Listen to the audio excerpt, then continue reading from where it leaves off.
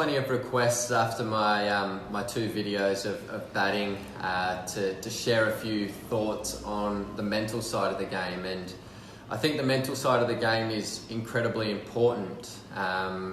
In fact, I think probably 90-95% of the game is mental and about decision making. So I'm going to share a few things that I think are important about the mental side of the game.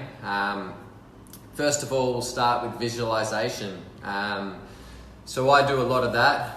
Unfortunately, I do most of it when I should be sleeping, and it stops me from doing that. But I like to think about who I'm coming up against. So for instance, say I'm playing against England in an Ashes game, and I think about Stuart Broad and where he's likely to bowl to me, where I'm going to score my runs. I picture him running in at me. I picture hitting the ball through the gap and going to the boundary. Same with, James Anderson or Chris Wokes or Ben Stokes, those guys running in at me and thinking of how they're trying to get me out.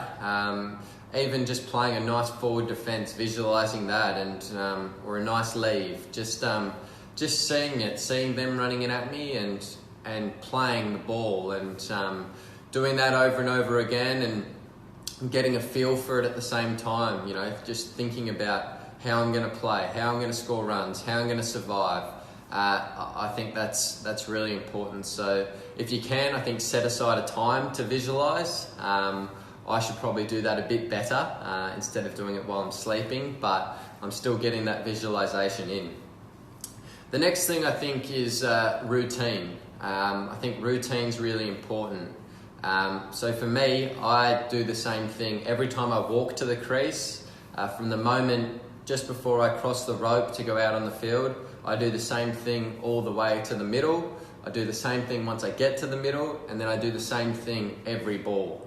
So that's, I mess around with myself and touch a few different parts of my body. I do one in the middle, 2 taps behind my foot.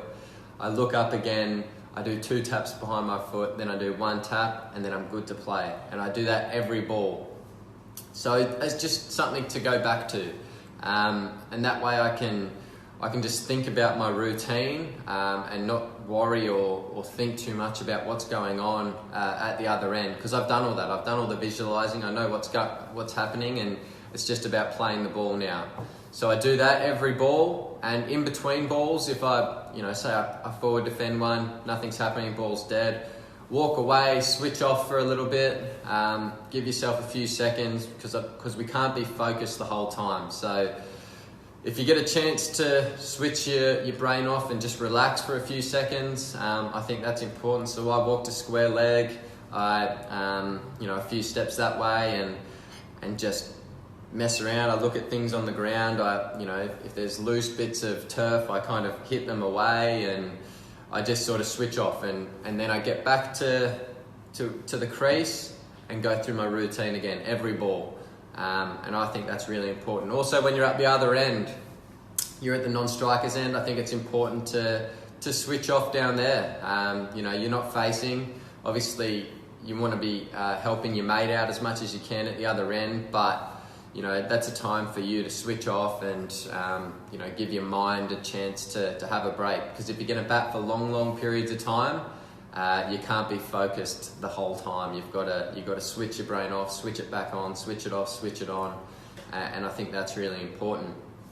The next one, I think I guess probably my final bit of advice is, for me, it's important to let go of urges out in the middle and catch my thinking. So particularly in the longer form of the game, where you want to bat for long periods of time, you want to be out in the middle batting. So you can't score runs back in the shed. So for me, catching my thoughts are really important. So if I get a thought in my mind where I'm feeling really good and I just want to smack someone, that happens every now and again. I just want to smack someone, and a lot of the time if I try and do it, it'll probably come off. But you have to be able to think and say, is this the right thing for the team right now? If I get out, or if I don't execute the way I want to do, what does that look like? And where am I going to be?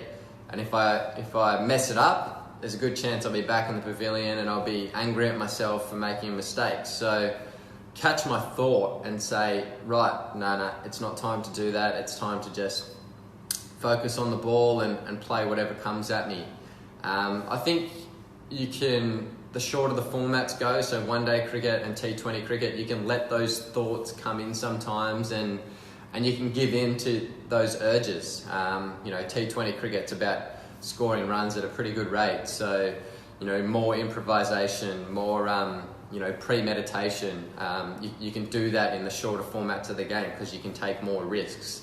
But for me, particularly in the long form of the game, it's catching my thoughts as they're happening, not waiting until I've made a mistake and then catching it afterwards and being angry at myself back in the sheds. It's catching it before it actually happens. So for me, I think those are the most important things. Obviously batting for long periods of time, you've got to concentrate for long periods of time. So in the nets, concentrate on facing each ball, training as if you're playing, being disciplined with yourself, not getting out in the nets, because you can train really bad habits. So discipline, catching your thoughts, routines, and visualization.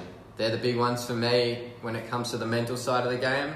I hope you guys have enjoyed the video so far. Let me know what you guys think, and we'll do another one of these soon. Cheers.